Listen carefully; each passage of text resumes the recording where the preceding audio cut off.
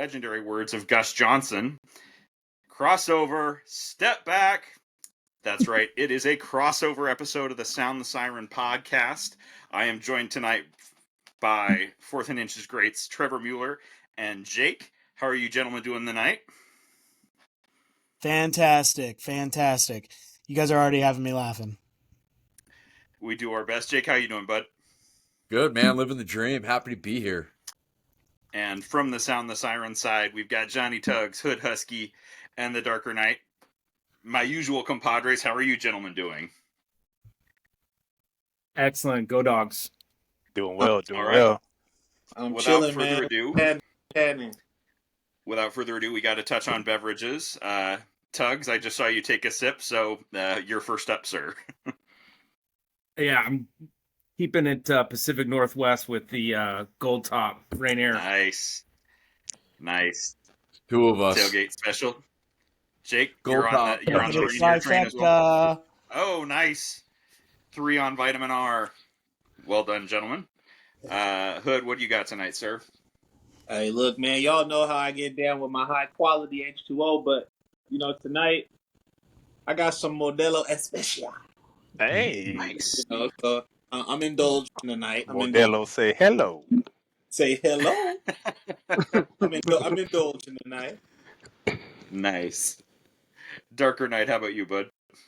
I'm on this Price Lock H2O. I mean, this clear H2O High over quality. here. High quality. Right. And I am also partaking tonight. I busted out a special one in honor of the crossover, and I've got the Matchless Bar 2023, which is a Westward Whiskey barrel-aged Imperial Stout with vanilla beans, cocoa nibs, caramel, and salt added. It is. Yeah. Whoa. Can you share? What? I'm going to need you to mail me something like that. Just put in the Express. Send a postcard with it. Let me know where I can purchase. Yeah, Candy no, I bar? think Good. I think we're about due for another get-together, either in Tugs' driveway or at a brewery somewhere, so... Oh, yeah, definitely. All right, well, let's move right along into stupid tweets. Who wants to call one out? Yo, I found one that I have bookmarked. It was in the cuts a little bit, but it's from the University of Texas Updates. Oh boy. And it was after Alabama got the recommitment of the wide receiver Ryan Williams. He said, UW fans pissed now that they realized it wasn't a DeBoer problem on the recruiting trail. So you mean the receiver that decommitted and then recommitted, he was already in the boat when you got it. So Right. much recruiting that had to be done there to retain the guy. And it probably was saving that close that. We see, we saw how good DeBoer was able to retain kids up here, and he was last year. He's not having the same success down there right now. So you're struggling recruiting right now, big dog. Struggling to get South Alabama transfers right now. So Jaguars. With their head coach as the DC. exactly. I've got one, and it's going to go out to, I think this is his third appearance in this segment, and it's at SteveJ259. A tweet from earlier today, in fact, where he was asking at Mitch_Seattle, so Mitch Levy, what's the deal with Jaden DeLora, Coach Fisch, in Arizona covering up the DeLora sexual assault case? He withdrew from Texas State today after student pressure.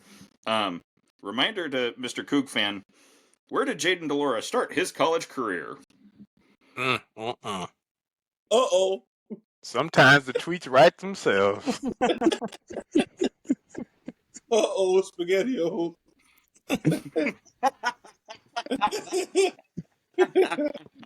Someone might have lost a turtle. Oh, Ace Ventura.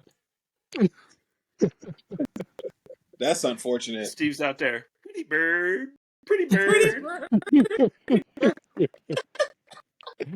Ah, poor Steve. Oh. Oh, little tink tink. All right. Anybody? Tugs, how about you? Or Trevor or Jake? Stupid tweets. I got one that made me laugh. I don't think it's stupid funny. Duke's Mayo Bowl tweeted out, guess Jim Harbaugh will never win the big one. And I think they're referring to themselves as the Duke's Mayo Bowl is the big one. That one made me chuckle. Yeah. That's elite. That's But amazing. shout out Duke's Mayo Bowl for a killer tweet on that one. Or technically, is that an amazing tweet? Ooh. How often do you get without like thinking about the Pop-Tart that sacrificed itself for our enjoyment? Like, How often do we I think it? about it at least once a week still. Still? Yeah, Bro, I do. that- Especially the picture of it picked over. Ah, You having nightmares about a picked over Pop-Tart? I don't know if it was a nightmare. I just found myself just enamored. It was a fine game, but I was enamored with the Pop-Tart. Who was even in the game? Wasn't it Arizona? No, it No, was there was the K-State Alamo Bowl. You were in the and Alamo Bowl. K-State, NC State. K-State. Yeah, that's my brother-in-law's team. The Pop-Tart was K-State and some other team. I don't know. The Pop-Tart was the star. They The were playing the Pop-Tart Pop-Tart. was the star. That should have just been Absolutely. the mascot bowl. I mean, like, that's what non-playoff bowl games should be, is just, like, lean into be as freaking fun as possible. Exactly. Yeah. Mayo Bowl, Pop-Tart Bowl. I agree. If that's the future of like the non-playoff, I'm kind of here for it. Yeah, absolutely. I mean, we need to have, like, bring back the Seattle Bowl sponsored by Rainier, and the winning coach gets... Are they still doing the Hawaii Bowl? Because that was always a That'd be destination bowl for me. I always wanted to go to that bowl game. Yeah. Isn't it Hawaii like or the Aloha. Christmas Eve or something though? It might have been on Christmas Day. But I don't know. I mean, Hawaii and Christmas, as the hail's coming down on your roof right now, Trev, what sounds better? Mm-hmm. Here or there? Yeah, touche. You know how dope that'll be for TV if it was a Seattle Bowl and the coach got a beer bath at the end of the game? Oh, hell That will look so dope. That's what I'm saying. I'm like, what's this college boy to getting beer just dumped all over you? You got to make Well, sure the people dumping it are over 21, though. Right. Yeah, you come here. You're going to jail. Ah, Literal not fun again. police making sure. Everything Second you time- leave out of. the second time this happened this week. If we hadn't been so The kids, successful no this kisses down there now. if we What hadn't against been the so, asses? Hold on. Oh, shoot. if we hadn't been so successful with this year with our 9 sixth-year players, we would have been the perfect team for that. Oh, Jeez. the whole roster. Christ. Them geezers was on this team. Yeah, everybody but Jeremy Bernard. They're about to get their AARP cards next year. Man. They ain't even gonna be rookies in the NFL. They gonna be 3-year veterans. All right. Any more stupid tweets that Tugs did we get from you or Trev? Darker Knight? Nah, I don't got any like stupid tweets. This one of the funny ones is kind of friendly fire, but Franklin alum and my boy Brian Worthen 5 days ago kind of blew up when he had tweeted. My buddy asked me how many UW players went to the transfer portal, and he replied, "Michael Penix's his Heisman Trophy picture with his jacket open with all the players on." Yo, I thought yeah. that was sweet. So funny. That was one pretty dope. I was like, okay, yeah, that might be the best tweet of 2024 so far. Yeah, That's all I got. absolutely. All right, well, moving on for a quick surprise discussion question in honor of our friends joining us from the 4th and Inches podcast. Going back through all of Husky history, it's a 4th and Inches. In whose hands do you want the ball? I got my answer right now. There's always one player that sticks out in my mind. It's the great Marcus Tuiasosopo. The diversity of the way that he played. We had a conversation last week about quarterbacks. If you, as a dual threat quarterback, if you break your leg or you roll your ankle or something and you can't run the ball, can you still be efficient as a passer? And Tuiasosopo absolutely could be, and that's what made him so special. So the ability on a 4th and inches, 4th and 1, 4th and 10, whatever it's going to be, if I want the ball in somebody's hands, it's going to be Tui 10 out of 10 times. That guy, for me, is special. He'll always be my favorite. Can't go wrong with that answer. Especially with these rules where you can push him from behind too. Right. Come Yeah, he's on. big too. Yeah. I played against him in junior high football, and dude, that guy did everything. He played quarterback. He was a safety. He punted. He kicked. One time he ran me over so hard my helmet went flying, and my teammate thought that was the football. He was an unreal athlete. They're good. Man. Yeah, and speaking of the push, I mean, if you've got to, if you're allowed to do the tush push, it helps to have a bigger one to push to get the yardage. Up here, we'd call it the mush rush. You know what I'm saying? Yes. Yes. Yep. Oh. Yeah, those Tuiasosopas are tough. I played against Matt in high school, and yeah, he was no slouch either at quarterback. Yeah. Good basketball player too. Mm-hmm. Yeah, baseball player. Yeah. Mm-hmm. Is that a question Freaking just Mariners. Ooh, No, it's here's for mine. everybody. I went more traditional. I would have gone with Corey Dillon. Ooh, Yeah. he definitely getting that yard. Yeah. Yeah.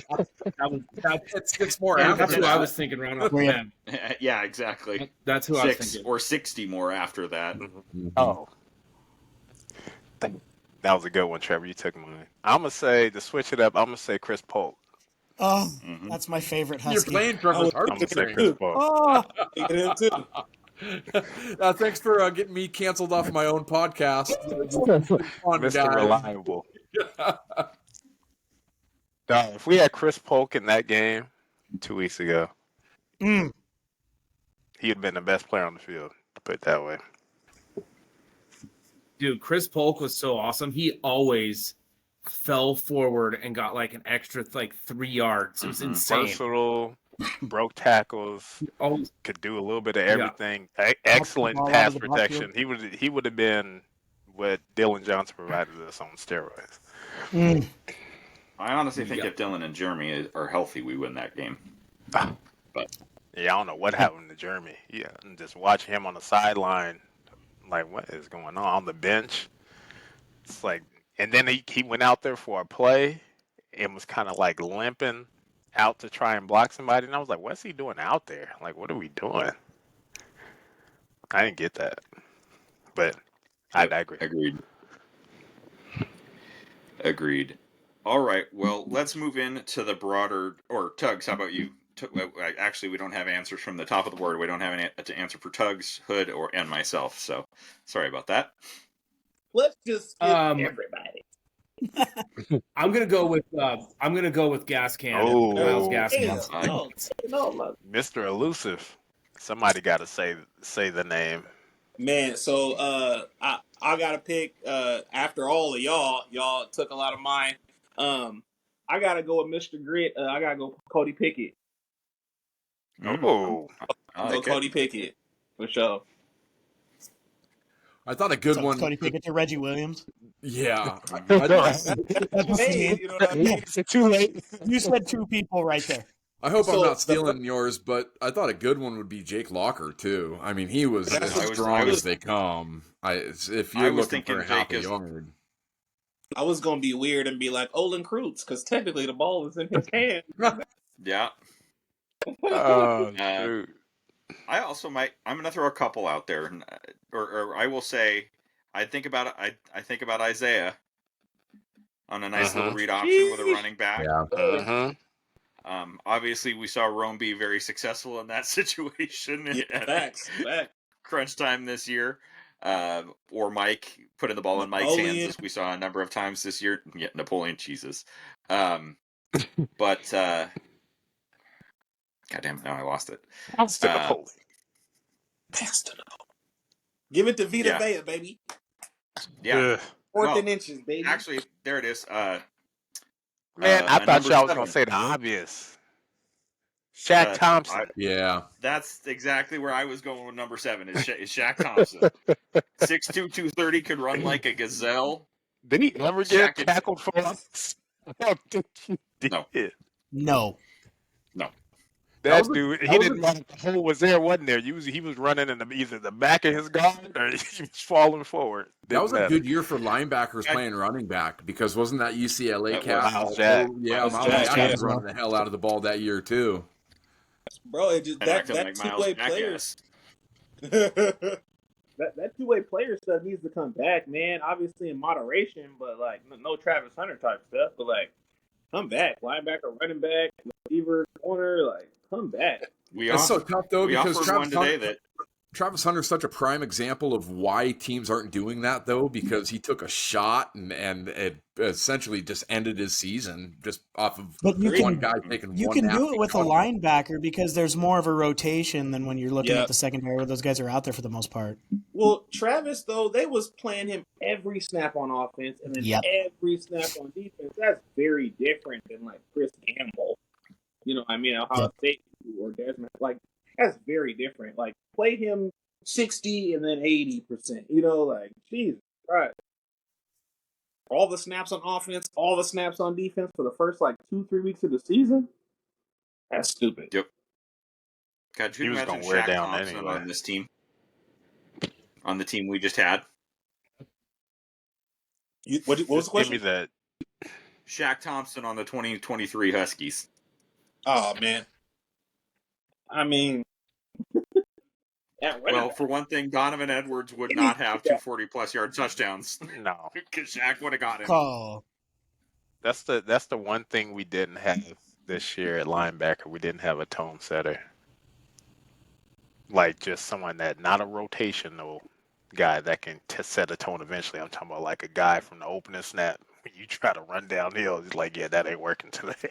Like, that one dude, like, we didn't have that alpha in the middle of the defense. Victor. I think Carson is. Oh, yeah. I just think that rotation kicks you in the ass. Like, Carson's that guy, but Carson rotationally can be that guy in spurts, but I'm saying like where you can't take him off the field. Like that guy. I don't think if we had it, I think Inge would have rotated regardless. Like I think that's just his process. Yeah. I think Inge rotates regardless.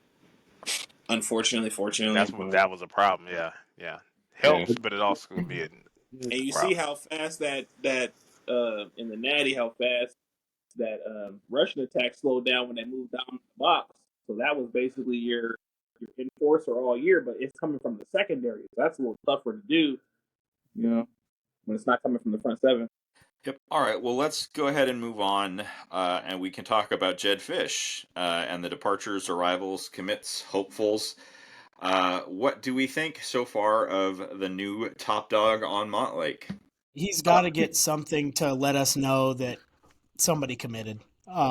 Yes. That's first and foremost. I have him alerted, and he's not giving me a fishing emoji or a GIF or anything. But other than that, I think it's been an absolute slam dunk. I think that all of the momentum is kind of back to Washington after being gone for only a week, but it felt like a really long week, right? But now, like, you're starting to see the excitement of some of these guys coming back. You're seeing guys committing from Arizona, 2025 guys, some really electric quarterbacks. I mean, I think it's just a fantastic time. Yeah, when we hired him, I mean, I was excited. You know, the Trevor mentioned it that 7 days seemed like 7 years. When we hired Jedd Fisch, it took a big kind of a burden off our shoulders. On 4th and Inches, we all wanted Jedd Fisch. We were all rooting for Jedd Fisch. And then we hired him. I felt great, and then I couldn't see a commitment fast enough. I mean, there were 4 days where I was just on Twitter, just scrolling and reading the same tweets 4 times, just looking for that commit. It's kind of getting in my own feelings a little bit, kind of finding a depression of like, man, is this going to happen or not?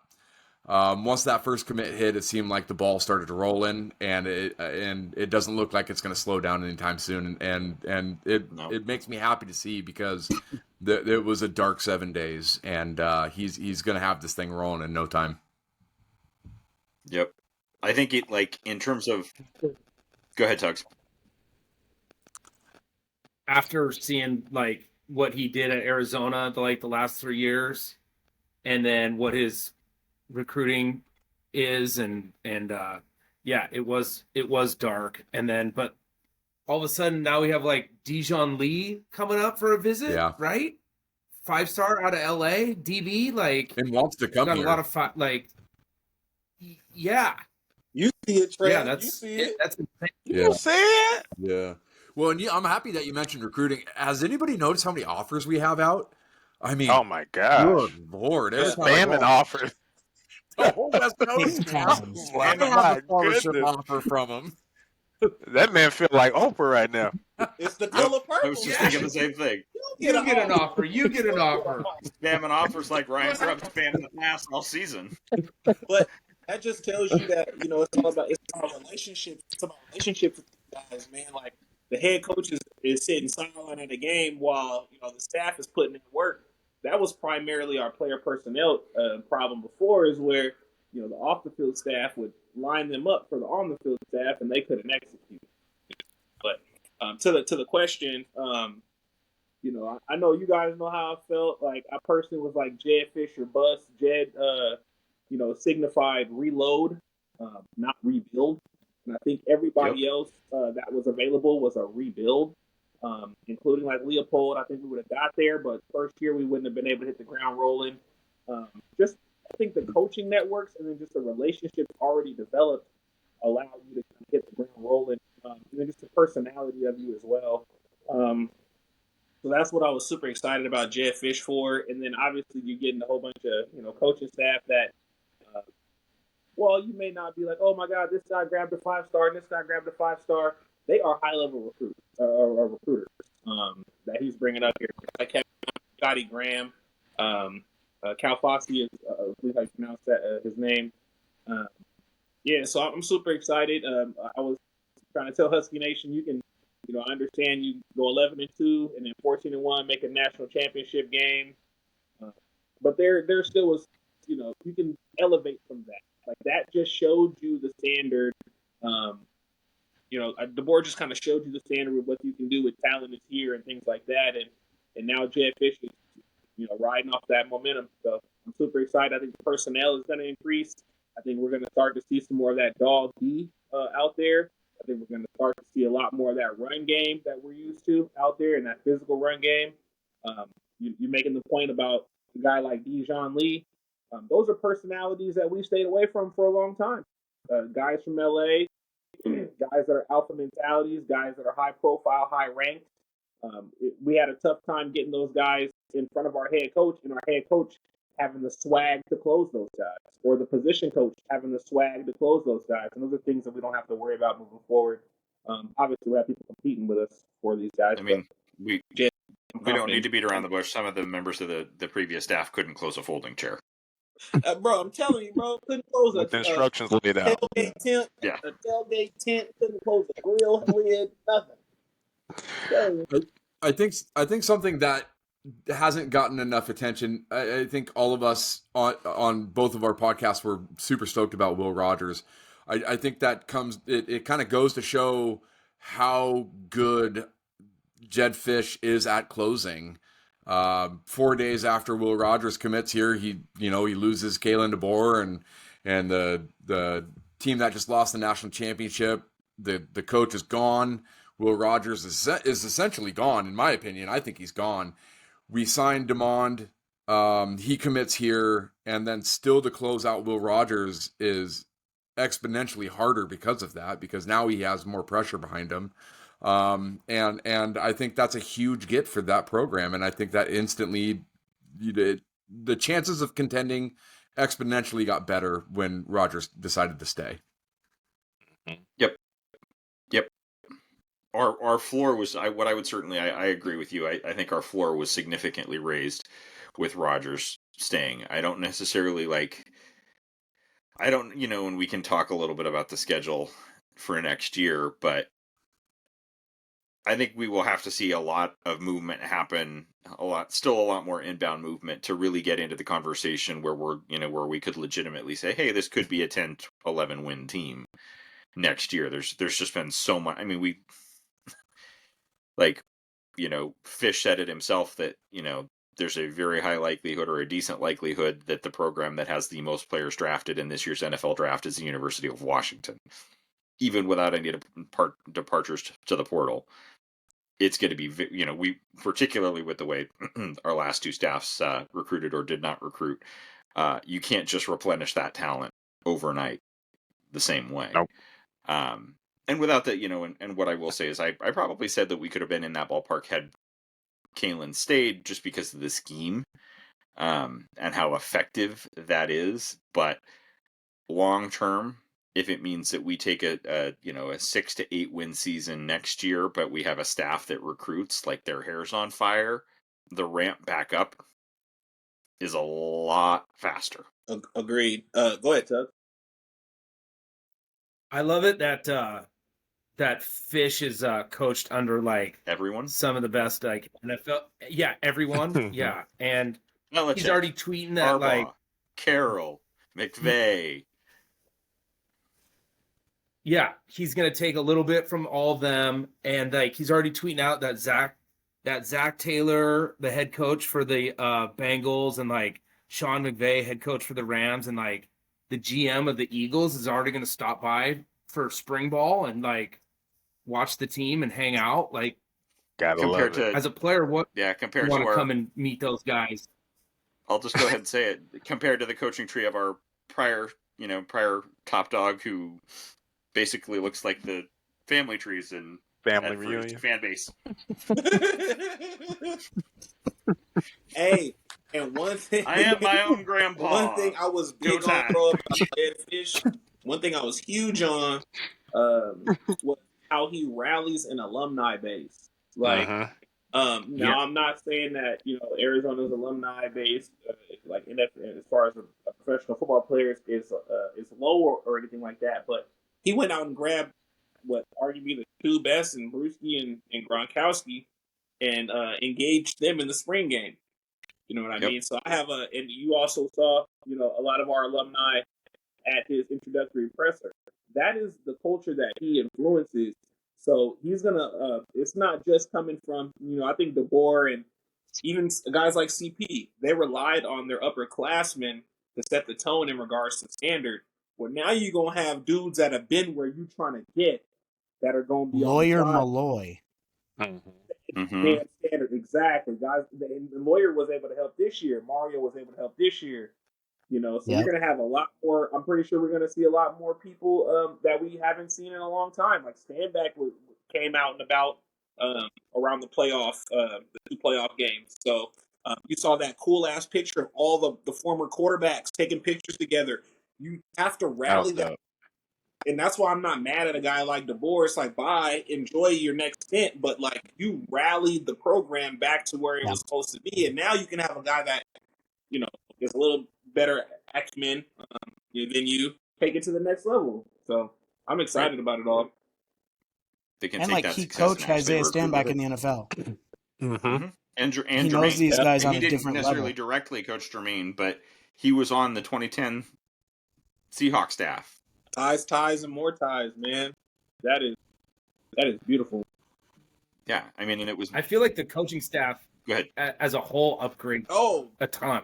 Significantly. Yeah. I think Kevin Cummings and Shep, like losing Shep is unfortunate for the energy, but Kevin Cummings and Jamarcus Shepard, I think their acumen is very different, but and their approach is very different. Like Kev's high energy, I think Kev's high energy, like real, but I think he's a little bit better at crafting. You know what I mean? Crafting the skill set of a receiver for sure. I think the genuine only real miss that we are going to miss is Scott Huff for sure. I think that's the genuine miss of this. And I think Brennan is I think that's the biggest potential step back, and not that Brennan is a bad coach, but Huff had been so integral to a number of staffs, and he just won the coached the team or the line that won the Moore Award. And his kids loved him, and now the entire line is gone. Yeah. I think hiring Cummings makes, because through this whole thing, the hope was that, and it sounded like Shepard had a preference to stay, but losing him losing him hurts, right? But when you lose him to a guy like Cummings, it takes a lot of the edge off. I think that, yeah, I agree.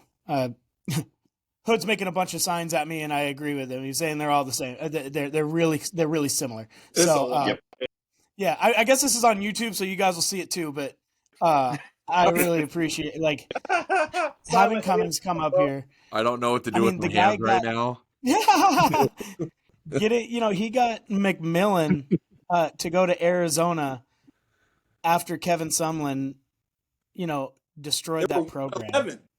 Are you kidding me? Yeah. And got him to go to talk about recruiter, talking about a guy that could sit in your living room without the head coach and close a family. Like, I'm excited for that, bro. I'm excited for that. Yep. But I'll miss Marcus Shepard. I will, Absolutely. man. The engaging of the local community, the engaging of the alumni, a lot of the nonprofits locally. He definitely responded to DMs and things like that. So, yeah. Now we got to reestablish a bunch of new relationships.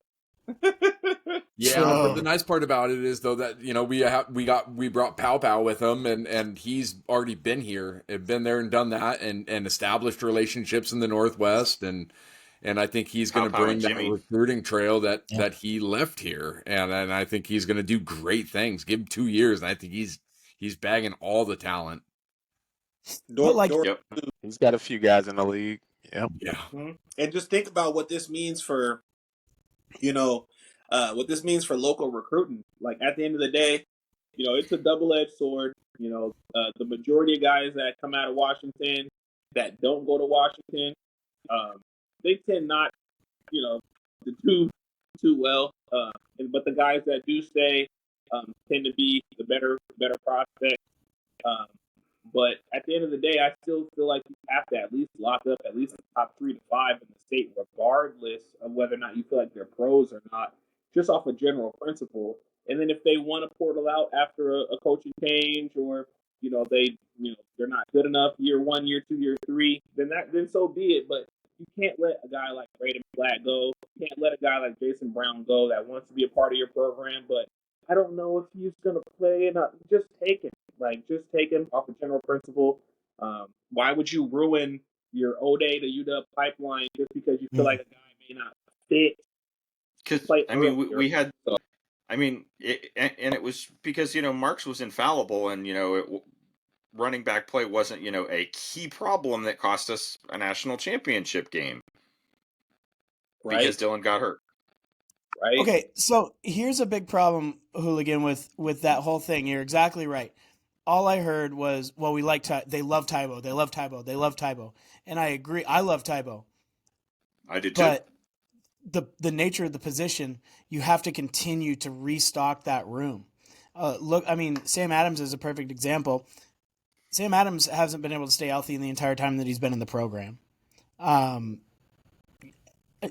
Look at, the depth that wasn't there when it came to the biggest game of the season. The guy that was getting 20-plus carries for the entire second half of the season was running at 60%, and it showed. If that. He looked slow, and there wasn't the depth of that kind of guy because Cam Davis is down at the beginning of the season. So, yeah, Jason, you have Tybo rated ahead of him. Okay, Jason Brown's still a really good running back, and Tybo was with the the attrition before. of that, this staff would have kept him for sure. Why not? The issue is not with preferring Tybo. Tybo was a year ahead. I agree. Because this staff, our previous staff at the running back position, took nobody. Bruh, I think they were so reliant on we're going to find somebody to portal in. We're going to find somebody to portal in. And that's not, I don't know if it might have been you guys talking about it. It's just not a sustainable model for the longevity of a program. Trev, so what's crazy to me is when they came in here and their first spring, they were not impressed with any of the running backs, including Cam Davis. And Ryan Grubb was vocal about it. Yeah, that really just it's okay. Even when Wayne came in, they still were like, well, we still need to see something from that room. They went into spring and it was like, oh, Cam Davis is really showing us this, that, and the other. Let's bring in another guy. Okay, well, then you saw all offseason they only talked about Cam Davis being a legit running back in that room. They didn't even speak about Dylan Johnson being good. He was banged up, but they were like, yeah, but after Cam, it's a little thin, and we were at the same position we were last year. Why? Why are you in While the Jaden same? Lamar's sitting in Puyallup. And you don't. Anyway, we were talking about Jed Fisch. That shit's not happening on his watch. As you Thank can you. see, Ford Sports Performance was talking about please bring Jed Fisch in before he even got hired because of the Yep. relationship there, because of the coaching staff that he was going to probably bring up. We're probably not. Hey, and Thank for you. real though, shout out to Troy Dannon in getting the one guy, I believe, at this point in the carousel that would keep Washington at the position where they're at right now and not taking a step back with some of the guys that Leipold or the guy from Kansas State. Not that they're bad coaches or Lyman. they're not going, if you want to be an 8-win program, like that's fantastic. But this team has just showed you that, like what you were saying way earlier, Hood, is that they can win, they can go to the national championship, and that should be the standard. And Jed Fisch was the only one left in the cycle that could do it, and they made sure that they got him. Yep. Totally. There's a much higher and he may not take us back to the playoff, but there is a much higher likelihood with a guy and a staff that recruits it the way that they do, that has proven that they can do it and here's a key thing, like they've proven that they can get to double-digit wins at a place where that doesn't happen very often. I think this is their first, beat Oklahoma. or I think this is their. Yeah, granted, Oklahoma was given late Christmas presents like crazy. Here's the football. Here's the football. Hey, here's the football. You want this? But Arizona won 10 games. I believe this was only their third double-digit win season ever. And I don't care about all of the Arizona noise about how much Ed is a snake.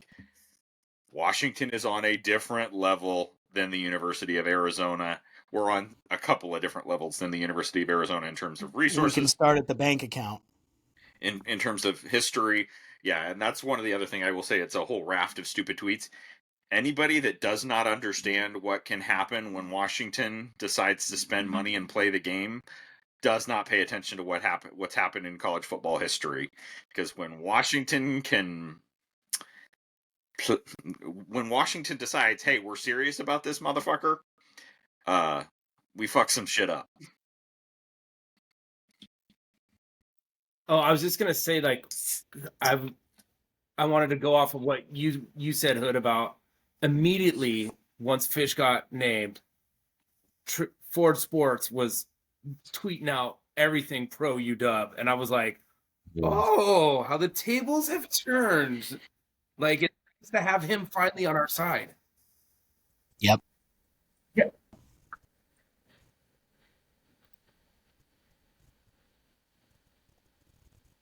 Yeah.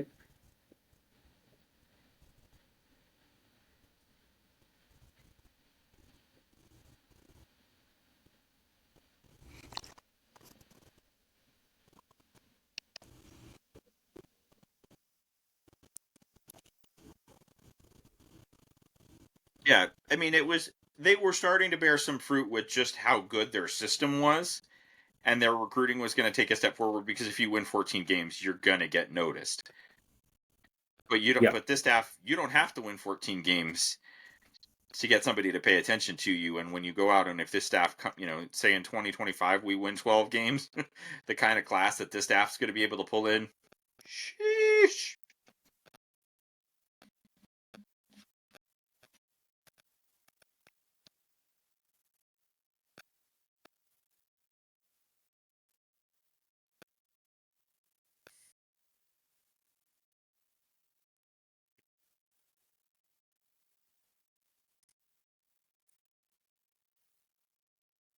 That's 2 good losses.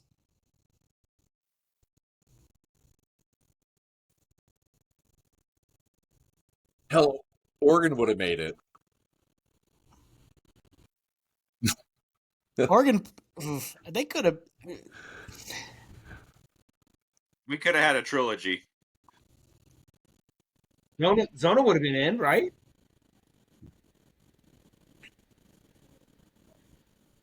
I agree. I think they would have been a top 4 team. Mhm.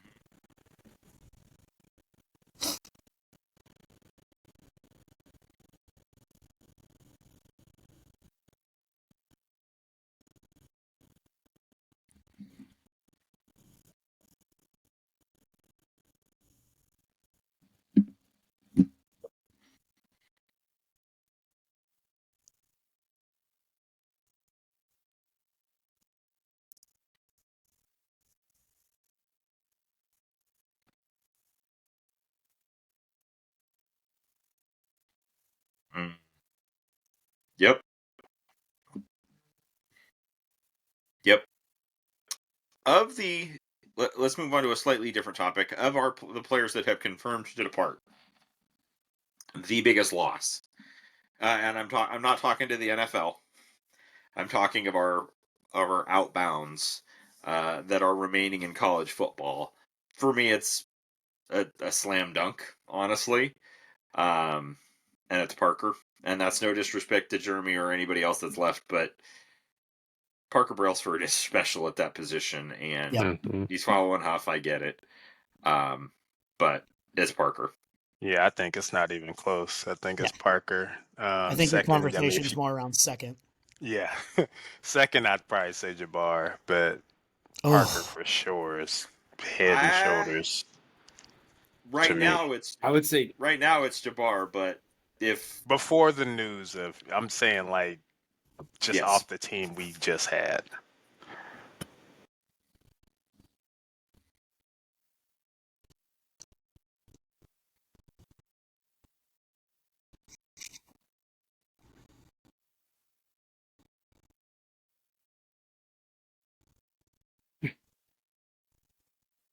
he had flashes in like he had some good plays in in Oregon Part 1.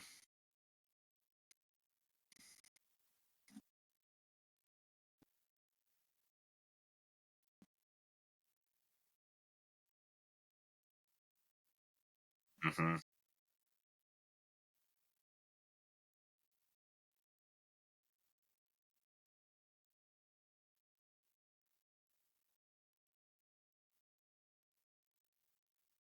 Mm-hmm.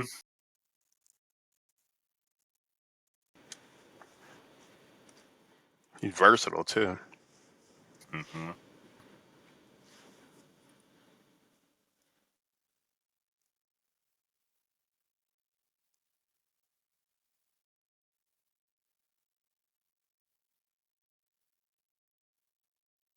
Yep.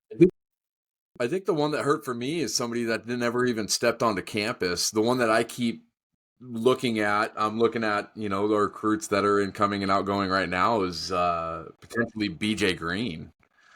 Uh, Mm-hmm. Mm. that guy is an absolute stud on the defensive line. And I was just watching film on him earlier, and then we got to talking about Old Miss, and he's going there this weekend, and yeah, and it just, man, BJ Green decommitting is the one that hurt me the most so far. Ole Miss is yeeting bags right now. They are just yeeting them.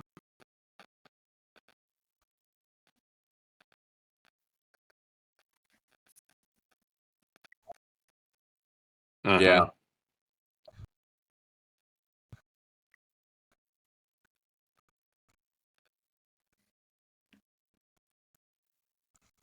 Still a chance that we reel him back in, but yes, it's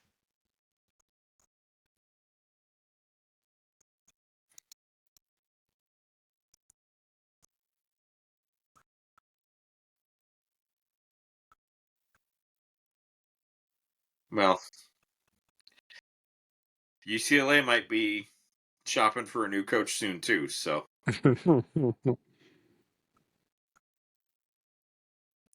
that's that's a quarter of the Joshua Big Lair Ten. for me. Right. Josh Lair for me. I really liked him. mhm. I Well, the really, other really one for like me, him. like I'm a Diesel big Gordon. Pocky guy. Of the guys that are that have said that they're going to look, Waters and Pocky are the big ones Yep. for me. Where I'm just Diesel didn't. Holmes did, and Holmes is another one certainly from Well, off yeah, his team. Holmes. Yes, that's what I meant. Yeah, Vincent Holmes. I'm Vince sorry. had. Yeah, And I remember him. I remember at the USC game. Him, EJ, a bunch of other DBs coming into the stands, and I was like, surprised at how much size Vince had put on. I was like, "Geez, that's why like he a looked like freshman? Earl Thomas. He's huge." Yeah, Yeah, he was. I was like, okay, yeah, he looked like a safety. just Like coming at so first you much. just don't know. You see him on the field, and you're like, but they got in the stands. Like you can say, okay, EJ got good size, Mish got pro size, but then you see Vince. Vince looked better than both of them. So I was like, oh, Yeah. Then the one I'm praying that isn't is Jeremiah Hunter. Yeah. Yeah. He hasn't said anything, but he got rid of all of his UW commitment especially stuff. with Jeremy leaving. I mean, the room's just thin with experience right now. Yeah, I mean, he could come here and be the guy right away. He can be the guy, and it's like, I mean, he's not T-Mac, but yeah, he's gonna get you your 50-50s, vertical speed. I mean, he's gonna. T-Mac. He played in Cal's offense for 3 years. Yeah, that's true. And probably more important than that 1,000 yards is the size of him and the ability to go get those touchdowns. I mean, their game with him and T-Mac is similar. Yeah, I mean, getting yards is great, but it doesn't do anything if you don't get any points on the board. If you stall for 3, and Hunter's the guy that can get you those 7, go up and get those balls. Absolutely. Well, and what I was saying in terms of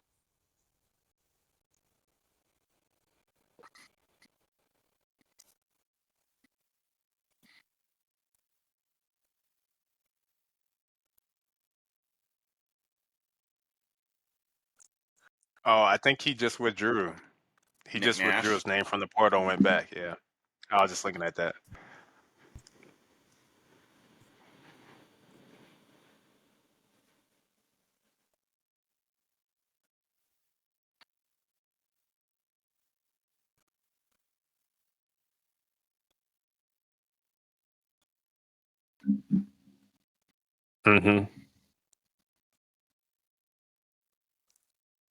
Yeah.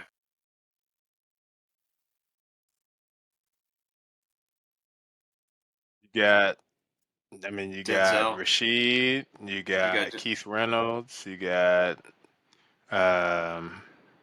Denzel. Denzel. We looking thin, Giles. Just I mean, and then you still got Justice coming in, as far as we know, and then you got the other what's the name, short guy, Jason Robinson. That's your core. That's your core right now. I know. No, Keith Reynolds is going to be special in the slot. They were saying that last year.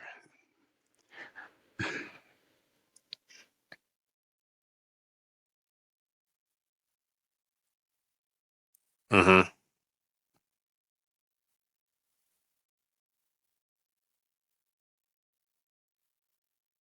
It's going to be a lot more PA, a ton more PA, because I just don't know. I don't know what dream they sold Jeremy to leave, but yeah, I'm gonna put. He's not going to even play like that down there. I'm gonna. Why would you do that?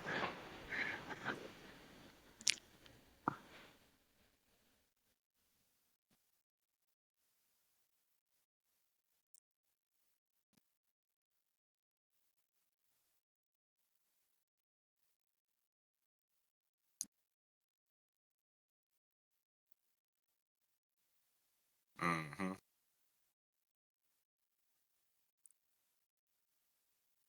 Where's your want to? Your heart. Uh-huh.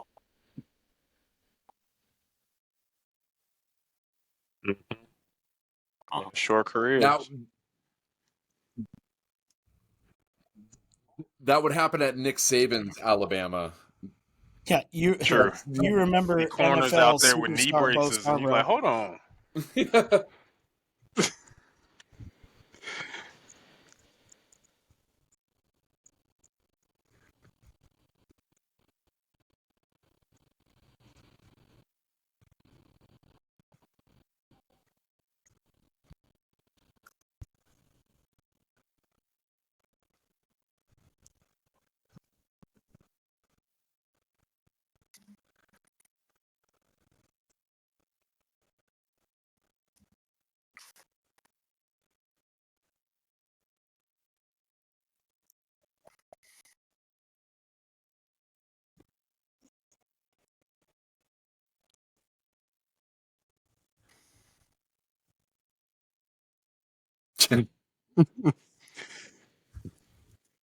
I mean, they got Ryan Williams. I mean, like they've got dudes, but it's right, totally.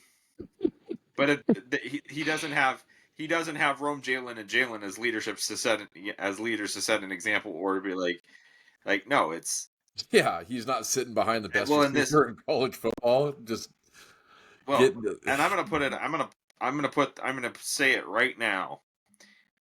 If Cam Davis is healthy,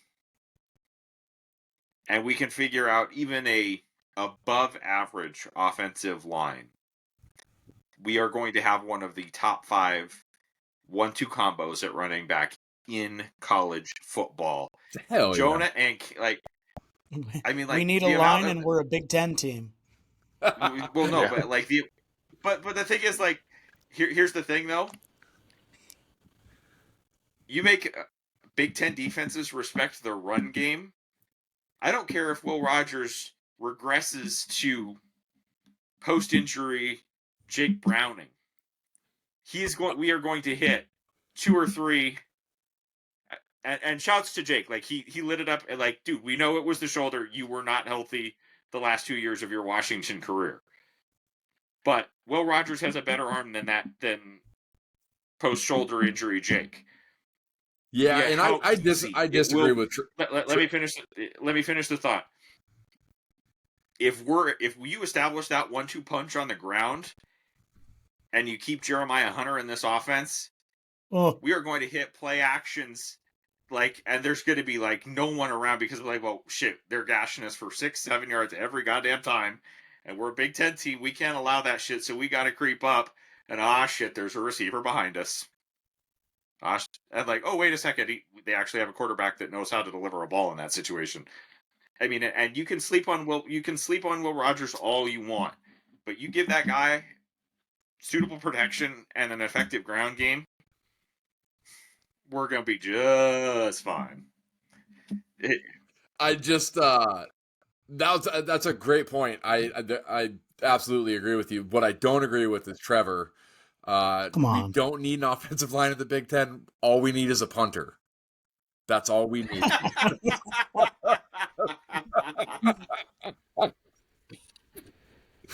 If we got a punter, we're good. I swear to God.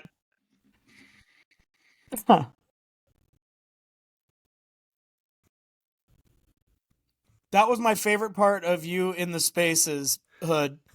When you asked them that question, they go, well, Baby 2 is pretty good. JJ was JJ. And I guess McCourt. Is it crazy to say that Will Rogers is going to be the best quarterback in the Big Ten next year? It's going to be USC, Oregon, Washington. Those are going to be your top quarterbacks. Yeah. Dylan Johnson. It's probably Alex Orgy. Yeah.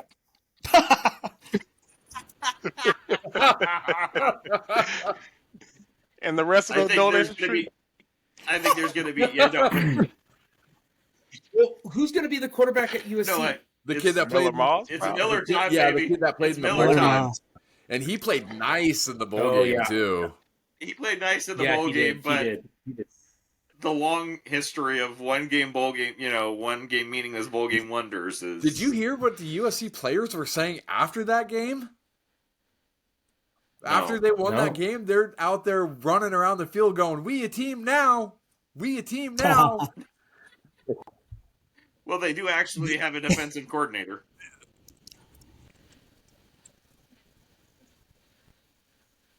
Yeah. Yep.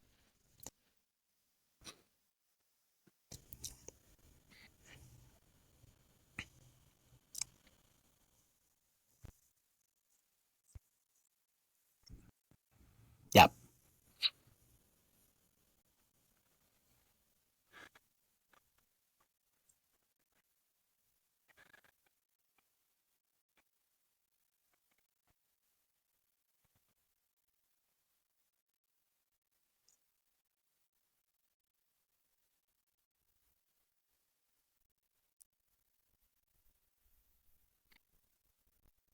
And I don't care how good their defense is. If you score 23 points on them, you're beating Iowa.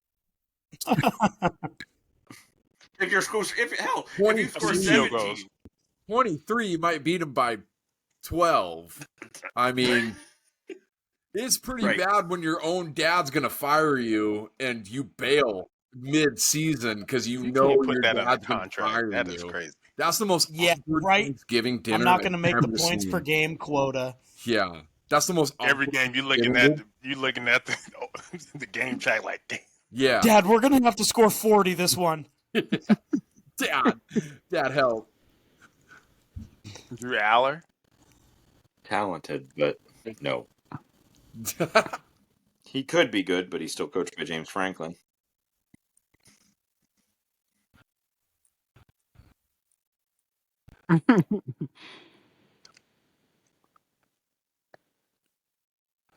Mm-hmm. It was Michigan, Ohio State, and nobody. And Yeah. and if you look at it now, you look at the power rankings. Penn State's feel like they're always going to be a little Penn bit State was overrated UCLA because last year. Really right, good well, defense because they and still don't have nothing offensively. the only two games that meant anything on their schedule. They got beat, Yeah. and Washington can go into next year and they can lose to Oregon, they can lose to Michigan, and they have to win one of those two, one of those three with USC, and they're going to be right there at the end of the year. Mm-hmm. Don't we go to Penn State? Don't we go to Penn State next We year? do. Happy Valley. That's We'll see. probably the toughest game. We'll see. Yeah.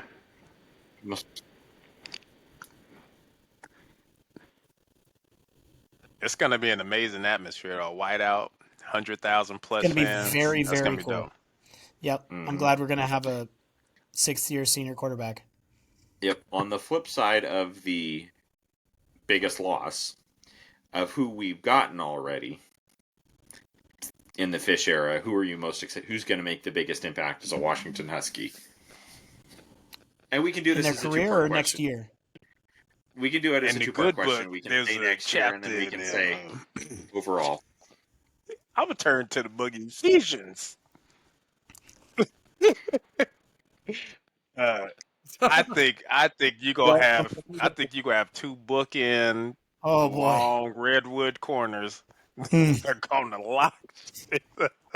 Hmm. I think our secondary is gonna be our strength next year. Yeah. That's what. Don't say it to them. They may hit you. With that no contact, it's that was essentially Mr. Davis saying, I don't want anybody else to Tacario to me. Oh. Don't talk to me. Tacario in the car right now. Hmm.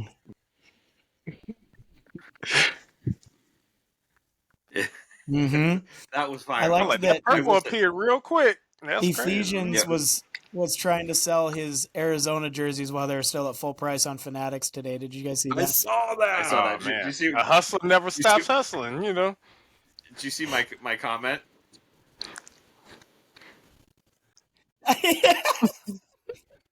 Go ahead and buy this. Yeah, it's crazy. You used to go stay I at need this you price. to buy this by Tuesday.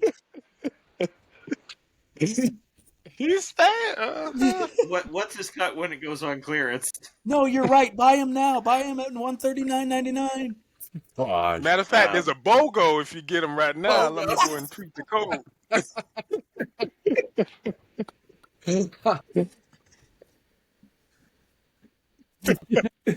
Oh, man. Shoot.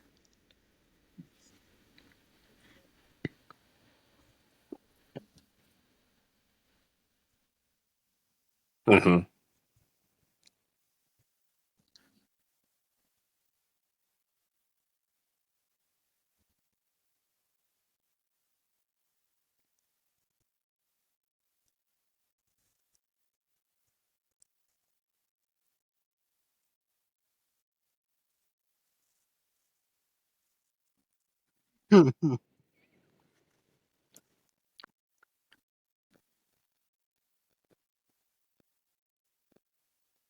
Yeah.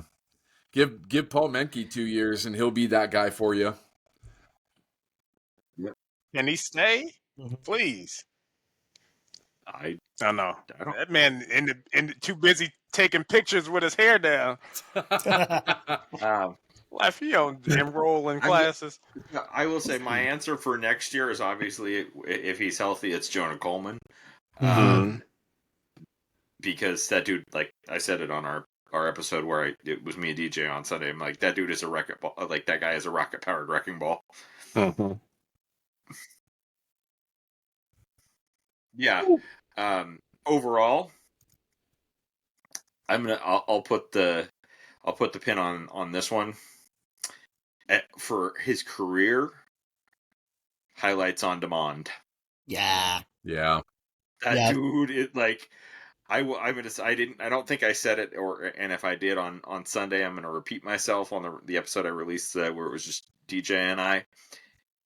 Go to about the 323 mark of his senior highlights, and if you don't enjoy that, don't talk to me, don't tweet at me, get the hell out of here.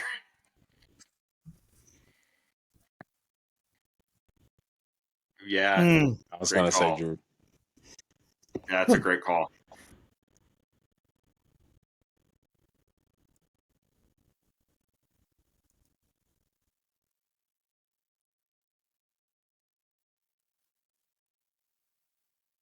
Yeah. Interesting. Yeah, he made a. I watched a video that coach kind of did a breakdown on Demond where he made a throw on the run off of 1 foot into double coverage and hit the guy in stride in 30-40 yards in the air. A pretty incredible throw. I alluded to it earlier. You know, the definition of a dual threat is a guy that could hurt himself and still make the throws, and I think Demond is that guy. For me, I think Sebastian Valdez has a pretty good chance of being pretty special on this team too. That guy is an absolute game wrecker up the center.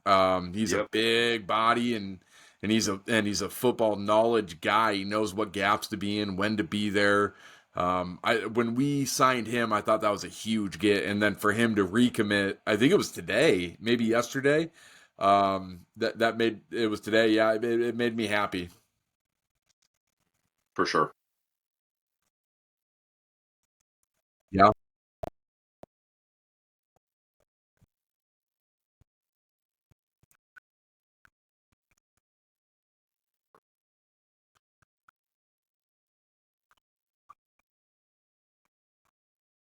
Totally agree. Yep. I'm going to stay with Jeremiah Hunter. He's got to stay. All right. If he, that's You need oh my him to god, I stay. want him. Oh boy, Make him a priority. maybe Yeah. that's what Jed Fisch was talking to Steve Ballmer about, having him come and do his tech bro dance in front of him and give him $1 billion. So you need to transfer to the savings first and then send it. Okay. Yeah. Car Toys is going to be busy with all them lights that they got to put on the cars. So Oh boy. I'm for it. It's the better way to go.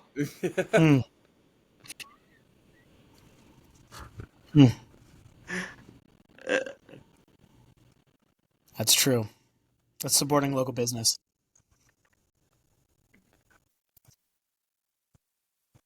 Yeah.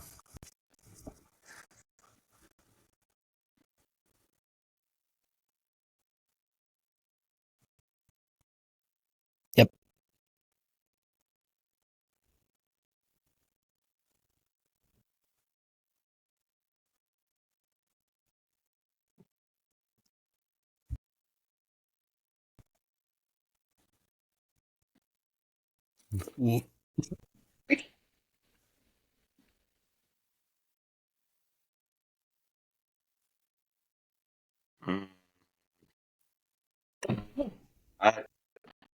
I'm in that same chat, Hood.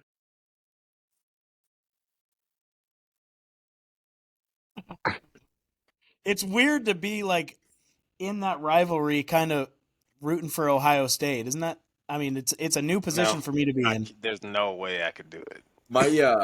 I can't stand Ohio I'm not State. rooting for either of them. That's keeping it in the family for Jake. Yeah, my wife and her family are from Ohio, and they're all Ohio State fans. Not my wife, thank God. God bless her. She's smart, so she's a Husky fan. but it's been for me, it's been go blue just to spite them, right? As I just can't stand the Buckeyes, and I watched the Rose Bowl Agreed. with them, and they were chirping at me. 2018 Rose Bowl. They were chirping, and so Michigan beating the shit out of them has made me happy until this year. And now my brother-in-law, all of a sudden, he's a Husky fan, and he's trying to get me to buddy up with him because I said I didn't hate Ohio State as much as Michigan. Now get the fuck away from me, pissing me off. Now I just can't stand both. You know of what them. I'm rooting for in next year's Michigan Ohio State game? I'm Team Asteroid. Take him out. Take out the whole Midwest. Yeah. Yeah. I mean, where would you rather have that asteroid hit, the Midwest or the South? I'm taking out I'm taking out the South. Splitting the two. Yeah, agree. Well, look, there's a lot of recruits in the South. Not for us though. Yeah. They rain down like the Transformers and just hit both. Optimus, where are you? Oh man. All right. Yeah. Yes, but we are. I think it's really important to try to get some of those offensive line guys like Pocky back in, because I think it's more important to get your offensive line settled before, because I think you can go get plug and play guys. We got another cycle of the transfer portal in the spring after spring ball. I'd like to have those cohesive units settled, but you can go fill out your roster with a receiver. Skill. Yeah. And any, position. Yeah. Skill positions that can get acclimated within that summertime where they get together, and then that fall camp. Yep. Agreed.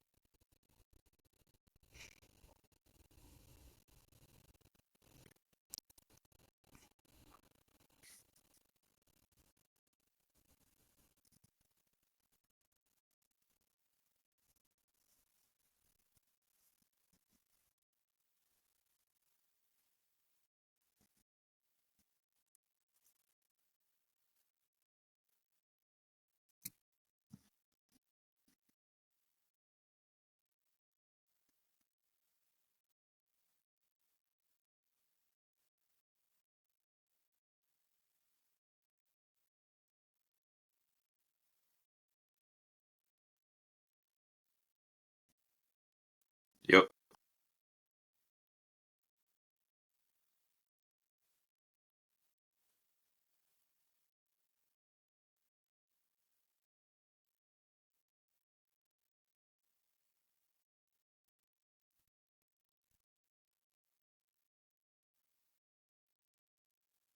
Mm-hmm.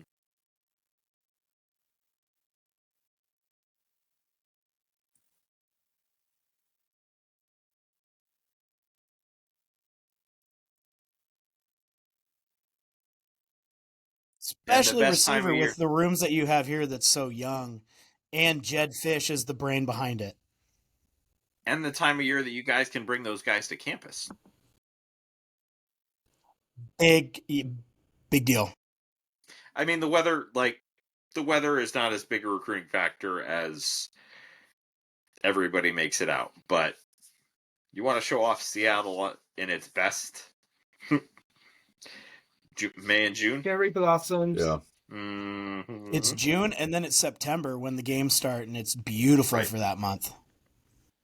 Yeah, and we should kick everybody's ass in September because, let's face it, and just segue. That's a great segue. Thank you, Trevor.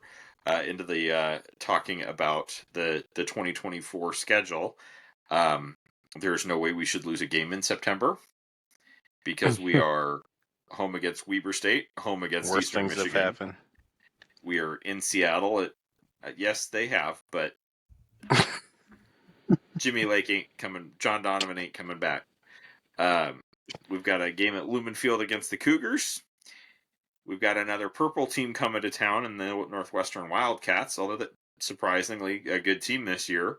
David Braun did a hell of a job, and then we go back to Piscataway at the end of September. But you could legitimately if you put together a decent offensive line and can, and defensive line, you legitimately should be looking at 5-0 coming out of the month of September.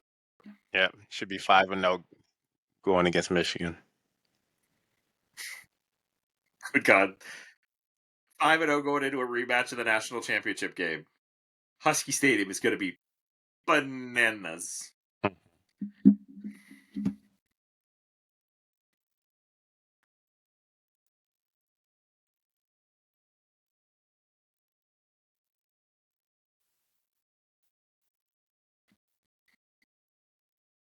Mm-hmm.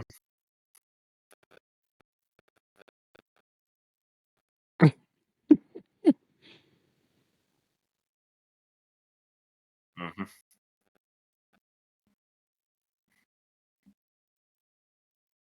I mean, we just lived Mhm. that. Yeah. Literally this. I But mean, we don't have the same team. We don't have right. Michael Penix Jr. I mean, anymore. yeah, and I don't want to jump too fast on a rematch of the Michigan game because personally, I think Michigan's going to have 2 losses by the time they come to Seattle. They might be reeling. They're playing Texas and USC, and they have Texas go lay hands on them. hands. USC Both of might USC might too. So Everybody bow your head in prayer. if USC hires somebody that knows what defense is, that team's gonna be They nice. did. So They hired Denton Lynn. yeah. So The question now is quarterback. Is Miller Moss bowl game Miller, or is he regular season Miller who I've been saying for 2 years, I don't know why USC don't kick the tires on Jimmy Lake. yeah. Hell, at this point, I don't know why we don't kick the tires on Jimmy Lake. because he hates us? Yeah. Well, there's that. Yeah. Money changes a lot of Hey, Jimmy. opinions, though. Welcome back. Money talks. Money talks. You don't hate that paycheck, do you? I figured you didn't. Aren't we still paying him? All of a sudden, he's going to bow down. Aren't we still Bow down. paying him for like the next year or two? He's still collecting the check some way. As long some way, as, it's not, shape, or form. as long as it's not a Bobby Bonilla check where we owe him for like 48 years. That was the best. That's the best contract in the history of sports.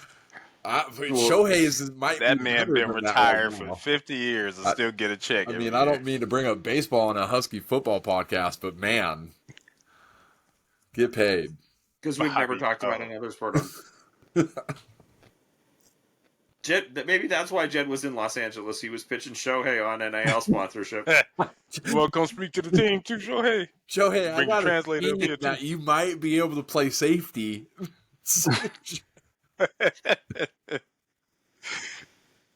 Dog, Michigan is in trouble. Yeah, they might. Yeah, they could come into Seattle and lose their 3rd game of the season already, and it's setting up for Sharon Moore to fail. That's what. Yeah, that's for sure what it is. You know what? Not to get off track, but Us? what? Who does Michigan play before us? Texas USC.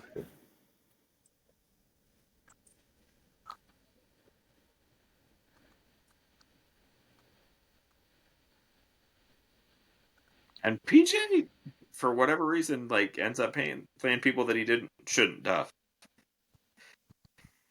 That's why Harbaugh left, because he saw next year's schedule and went, "Fuck that." Whoa.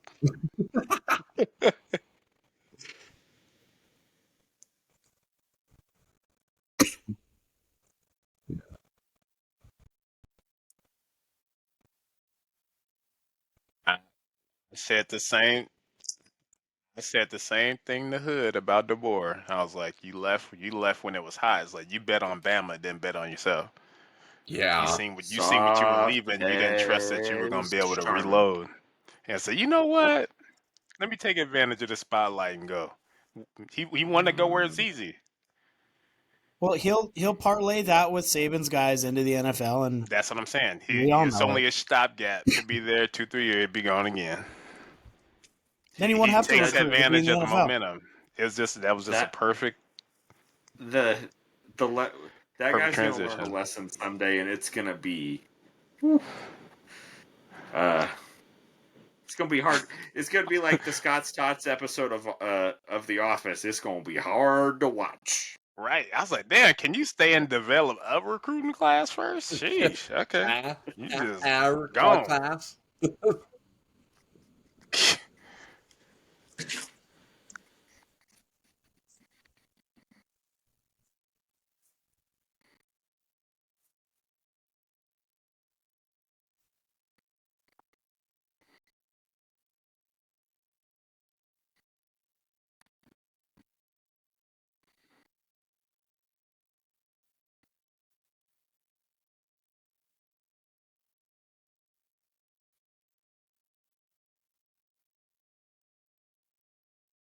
Uh-huh.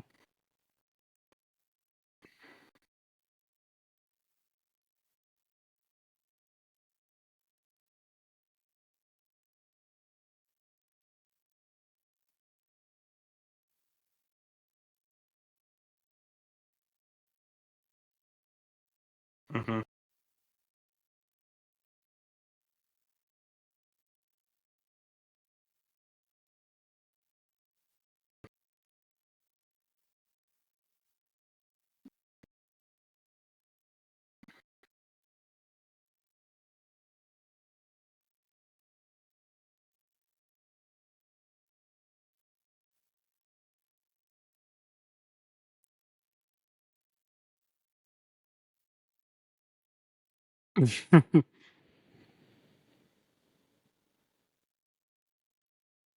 Yep. No, and that I do think that that's a good point, Hood. But I think the manner of like I will appreciate everything that he did while he was here. The manner of his departure He could have handled his leaves exit way he better. leaves a lot to be desired. He still to this day has not said a single damn thing Yeah. to the fan base of the place that gave him his first big time opportunity. And I don't care what y'all think, like we are a big part of the like I'm not saying that we're not Rome, we're not Mike, we're not, the guys that put it out all on the line. But Grubb's departure, like Grubb's departure message, A+. Jamarcus is today, A+ stuff. For Kalen not to have said a damn thing.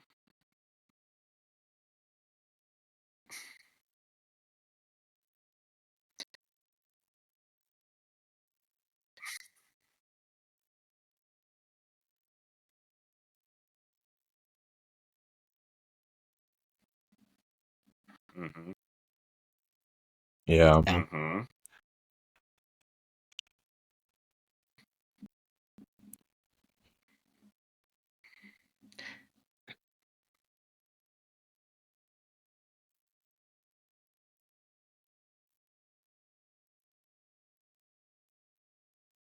Mm-hmm. I disagree. That's true. I disagree with that. Just for the He fact could that do it. I think if he would have just came across and said, "Hey guys, I used you. I always wanted to go to a bigger and better program. I'm not here for you guys. I'm here for me. I'm here to make my money. I'm here to win my national championships." I would have been like, "Hey, okay, whatever. If that's what you think is best for you, then be about it." And instead of the whiny crybaby locker room speech and the lack of any public notice of any sort, it just screams coward to me, and I don't respect that, and it It was villainized him just big time. tone deaf in a way. Yeah, it villainized I him big It's just respect the time. way tone that deaf in a Jed. way. Like even if he would have come out and it didn't have to be like some long drawn out Jed Fisch did it in like like 3 minutes. yeah, it didn't have to be like some I long have more one respect for pager. that. Like he'd have just said, "Hey Husky Nation, like I know I didn't get a chance to say this formally, but I appreciate my Yeah, 2 years yeah. I'm on. Like it So, was a special place for me. I there's an opportunity I couldn't pass up to follow in such a yeah, legend's footsteps and take on the next challenge. There's a bunch of different ways you didn't gotta say I'm sorry, but you yeah. just acknowledge But like my time.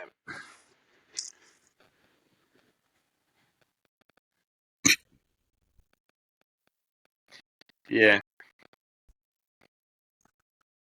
Hmm. Yeah.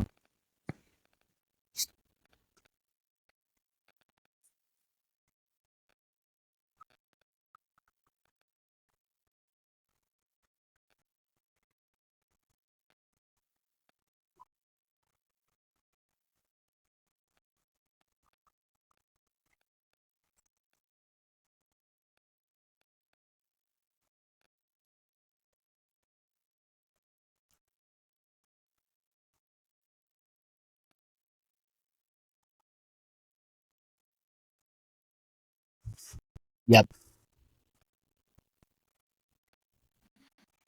Yeah.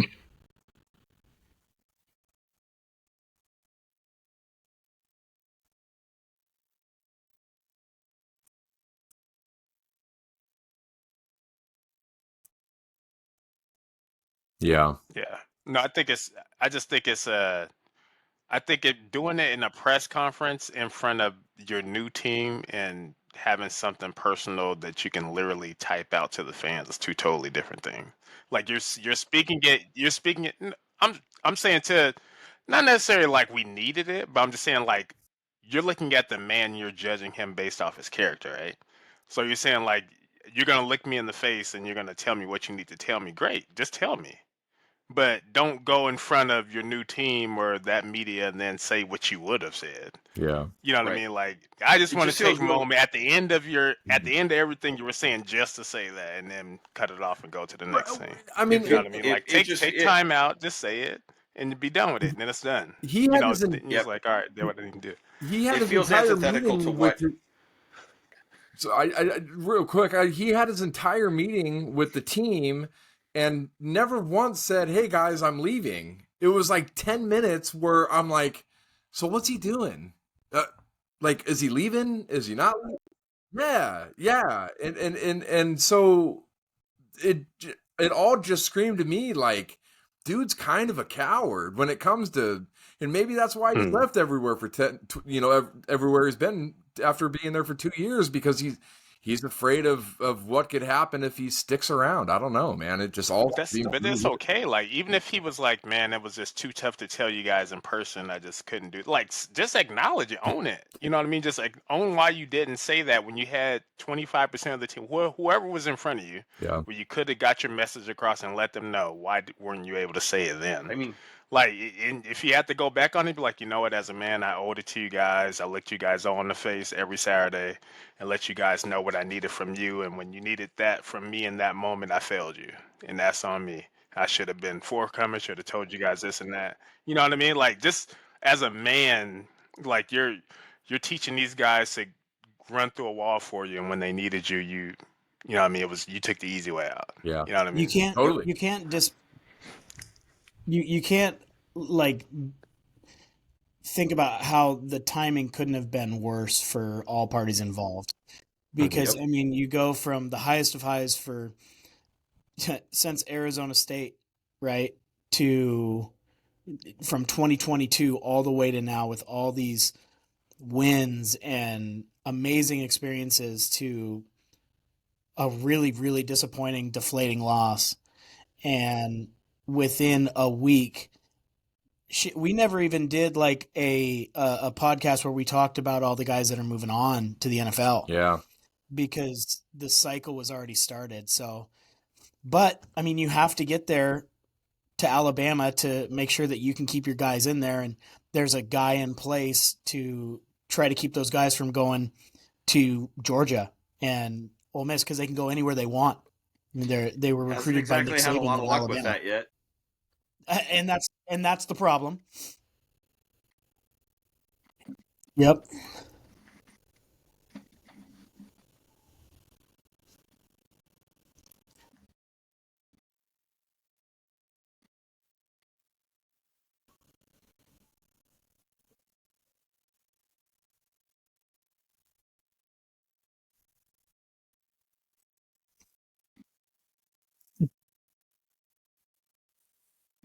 Yep. Don James won one national title here. I want to win two.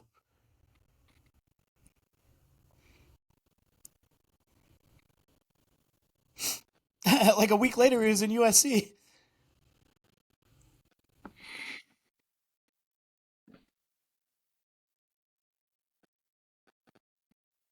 That's a good point.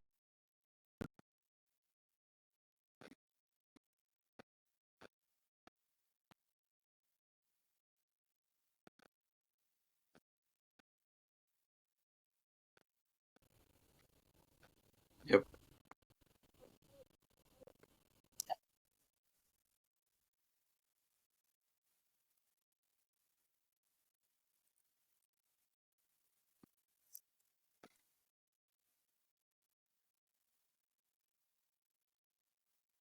Yeah. Yeah. Well, that's the thing. Everybody's going to say that everybody's a stepping stone program, and they're right now. Everybody is.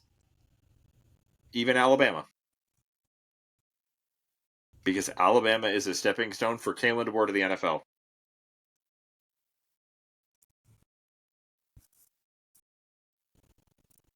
If Kirby Smart stays at Georgia for the duration of his coaching career, that's going to be an extreme outlier in this new age of college football. I will Smart's say that, I mean, there are still absolutely programs.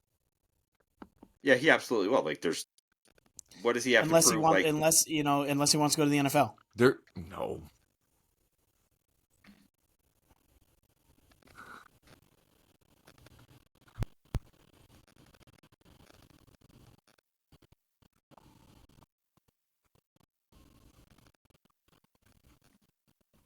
Chris. He was only here 7 years. I mean, he was here 7 years, but he left to retire. Like, right. A long tenured, right? You don't have Greg Schiano, does he count? No. And then he went to another place and they didn't want him, so he came back. Students freaked out on him. Oh, God.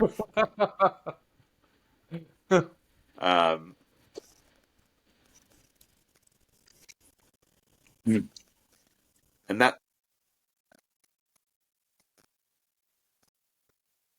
Nope. Well, and like I said, and for me, like with DeBoer, like that, I would have had so much more respect from him. Like, dude, we all recognize that we're not Alabama. But we also recognize that, like, and it's why I use the Jimmy Dugan reference. It's like, to me, the way I look at things and the way I've handled my own career is I would much rather go the places that it's hard, but the work that I do has much more impact than just be the next cog in the wheel at a place where it's easy. And that's it's the Staples easy button of college football is going to the SEC or going to a couple of programs in the SEC. Go ahead, Tugs. It's just weird to me that, like, it seems like maybe they did know, but none of the coaching staff knew what was going on. And, like, for me, like, we hear that his wife loved this place. It's his daughter's dream school. If it was me, I have a daughter, to walk out of my office, go watch her play D1 school, D1 softball, and then walk back up to my office and keep recruiting, to meet, like, at what point you could win here. You're just in the national championship game. What, to me, I would want to watch my daughter live and be a part and be around that program also and be around her than be in Bama when hopefully she stays here. That's to me, like, after this game, for me, I mean, obviously I'd keep coaching and stuff like that, but to be a part of that 4 years, that's 4 years, whatever. I mean, it's, to me, that is just bizarre. But I mean, I think we upgraded, but whatever. It's just me. Yeah.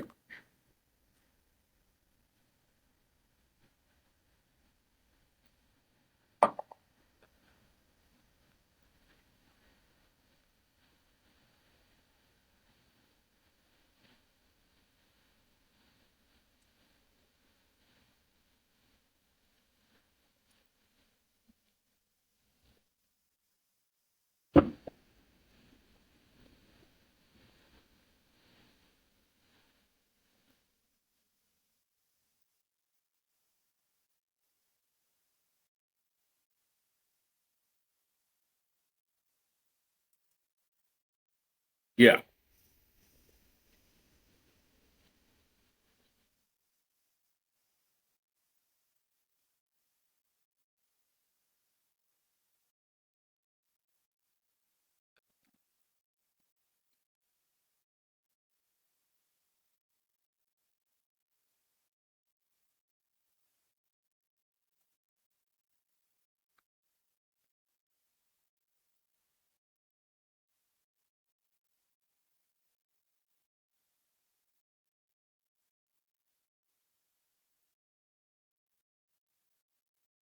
Right. Well, and if we want to have the easy versus hard conversation, the easy path to being a legend at Washington with what he has already done. I mean, yeah, like take one more step, win one national championship, and you get a statue outside this stadium. To Yeah. even get in the ballpark of being like anyway respected in the long-term history of Alabama, like he is going to be at best third or fourth. Like Hmm. no. But no, but like he's not. Dude, But like the thing is like, but like, and like if his aspiration is truly the NFL, the less like at one point, whether it's at Alabama or whether it is like if he's successful enough at Alabama to go to the NFL, the lesson he is going to learn, whew, it is not going like at some point he is going to learn the lesson. Like as good a coach as he is going to get his ass absolutely handed to him somewhere, and it ain't going to be pretty. Yep.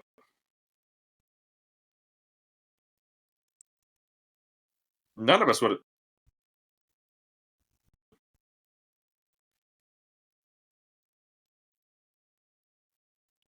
You could have left this year for this, like, if he'd left to go to the Seahawks, Yeah, right now. he might. It's just a supreme confidence in how much confidence do you have to see the best coach in the history of the sport leave and willingly take that path? That's crazy. You got Bear Bryant, and then you have Nick Saban, and you're Kalen DeBoer. He might. You have 2 years. There's a better chance that he'd get Mike Price out of there before he wins a national championship. I mean, Well, he's not going to get Mike. Oh. I don't think. I will say this for Kalen. I don't think he's going to get Mike Price unless he really has been doing the song and dance. He's a better actor than Robert Downey Jr. They don't love Northwest guys out there. They ran Jacob Eason out of there. They ran all sorts. Yeah. Hey, we all love them, but not all of us get caught when we shouldn't be, right? But is Kalen DeBoer a man of destiny? Mm. yeah.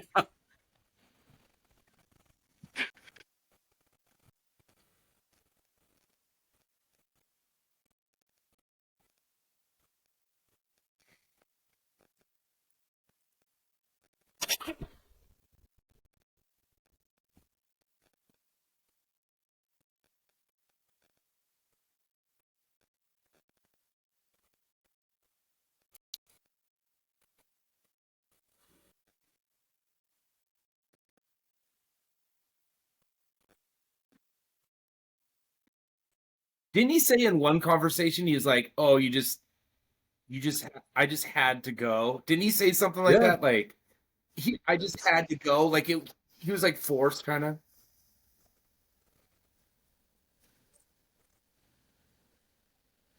Huh. Mm-hmm.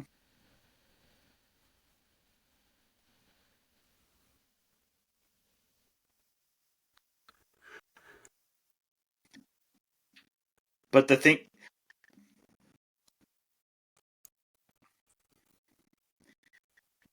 but but the flip side of it, Hood, to me is like yeah, you could be as sociopathological about winning, but the flip side of it to me is there's an easier argument to be like, if you do what you've done at Washington, it says more to me than like it puts more, like doing what he's done at Washington, it means more in terms of your resume than doing it at Bama, because it's so much easier for somebody to be like, oh, well, you just did that at Bama, so it's like you should do that, and that's the expectation at Bama.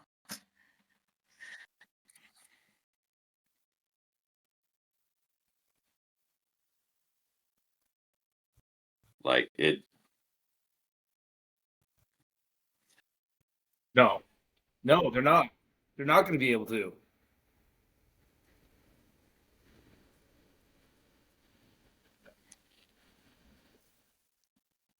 We getting some big ass salmon in this boat. Throw some tuna.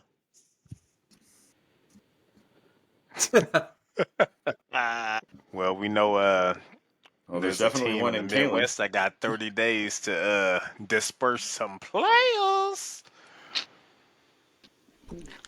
Ooh. Come Man, on. that might start if they don't hire Sharon Moore internally and they go fine, I don't know, because it's all these different rumblings that Brian Kelly would leave LSU for that job and all. But then you got LSU. Man actually killed the kid. Yeah. Oh my gosh. Hey, that would just open How up the dumb is floodgates. Brian Kelly, though? You left Notre Dame for LSU, and Well, then Notre you Dame could is- leave LSU Well, because for Notre Michigan? Dame has no chance. Do you know Notre how big Dame of a does not have culture a- shock that was to him? Yeah. Notre Dame. Family. What? No. I'm Notre Dame. His like one South accent that he came in with. That was hilarious. Guys, where the collard greens at? Here's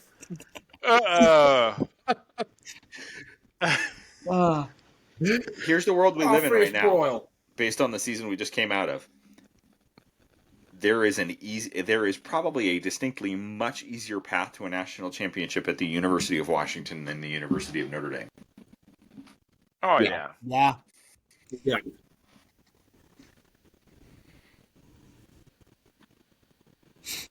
But The their recruiting independence is footprint, what's been hurting no. them for the last 5 years. I mean, they've had teams that could probably compete, but those schedules they've Nope. been playing are absolutely brutal. Every time they've showed up in a playoff, they've gotten their asses Yeah. kicked Yes, they have. when it mattered. Like, but yeah, I think we should. Yeah, this has been a long one. We can let's do this again sometime, and we'll get deeper into the Big Ten schedule, future matchups we're excited about. But any kind of final closing thoughts? Yes, sir. Go Dogs. Yep, I think we're gonna be all right. we're gonna be just fine. I think we're gonna be all right. We're gonna come out on top. We're gonna be good. Yeah. Yeah. So I want to go back just to a little bit where you guys were talking about with some of the culture that DeBoer brought in, and I got to say that when you guys first started and bullied the athletic department into doing Washington Wednesday and doing some of those the color scheme games, a lot, Kalen DeBoer gets a lot of that, but you guys bullied that that athletic department into more fan engagement, and I think that's one of the coolest, maybe the coolest thing you guys will ever do. It was amazing. That means that you guys have peaked, and at this point, we're doing this for absolutely zero reason. So, hang it up, boys. For shits and giggles, baby. For shits and giggles. That's what Trevor's saying. I'm But not for real, saying that. Trevor's that- saying that. It was a phenomenon to watch you guys. I don't know another word other than bully. You guys forced their hand to do things like that, and it was because of what you said, Hooligan, is that everything matters, and I really appreciate you guys for that. Well, and it shouts to the season the season is over, guys. That started the everything matters, and then we just kind of took that ball and like when they said, like they fought the battle for as long as they felt they could, and shouts to those guys. And I had energy, and these guys know. Rip Dennis. I'm stubborn as fuck, so I ain't going nowhere. And the fights that I'm willing to jump into, I don't give up easy. Yeah. And neither do these guys. So I got nothing but love for everybody.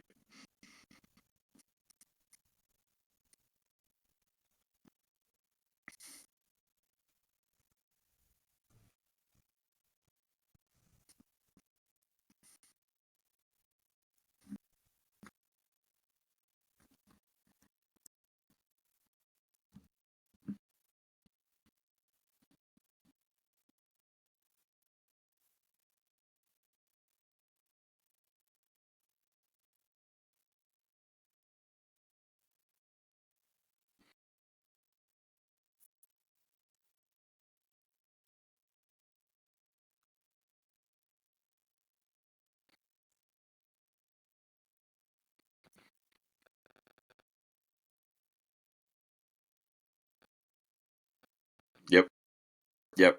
And even if we do take a step back and have a decent but not fabulous season next, like Husky Nation, please stay involved, stay hype, and take care of yourselves, take care of your families, do what you need to do. But if you don't have the capacity to do what you've been doing, hopefully, find somebody that got activated recently and get them more involved. Like, keep this train moving, because the more of us that are loud and proud and just make them bow down, like, with all of us, with sheer volume of energy and passion, and let's go. Donate. You got to eat those though. Come on.